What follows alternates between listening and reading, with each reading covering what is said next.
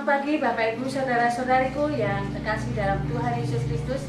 Bertemu kembali dengan Embun Surgawi pada pagi hari ini. Mari kita berdoa.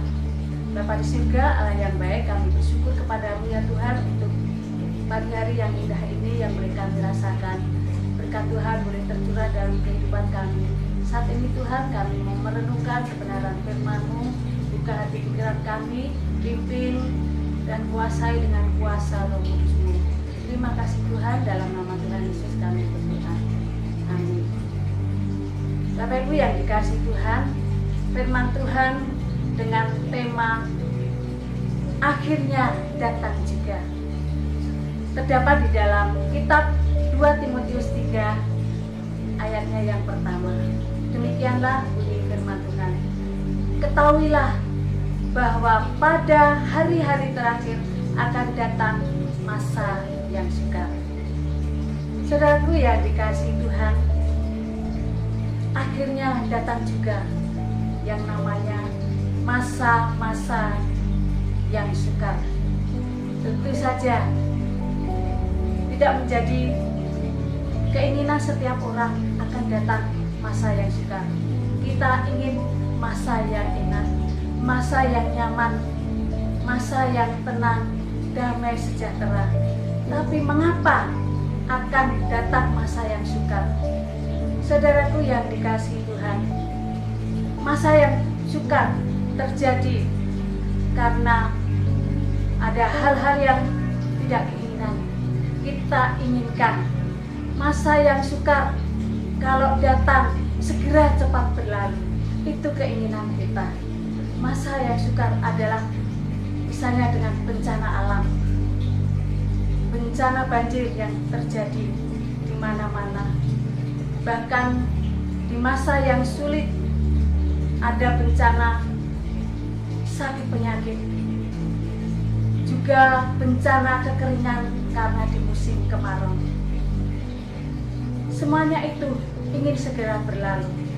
Bahkan jika terjadi hal-hal yang tidak kita inginkan, masa-masa itu sangat kita tidak ingin terjadi.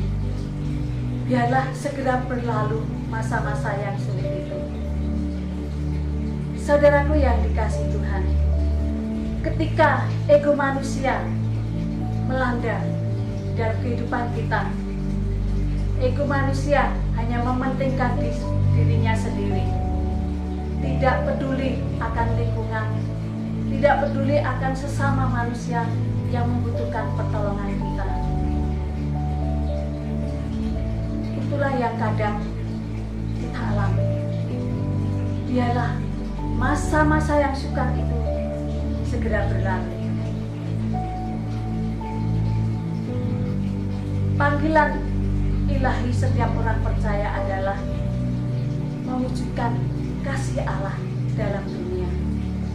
Di saat kita mengalami kesukaran, saudara kita merasakan kesulitan, apa yang harus kita lakukan? Kita harus mempedulikan mereka. Akan datangnya masa yang sukar menjadi kesempatan kita untuk berbuat sesuatu, untuk menceritakan kasih Tuhan kepada saudara-saudara kita yang tidak mengenal kasih. Datangnya masa sukar membuat iman kita semakin kuat. Kita semakin kokoh berpegang teguh, hanya mengandalkan Tuhan di dalam kehidupan kita.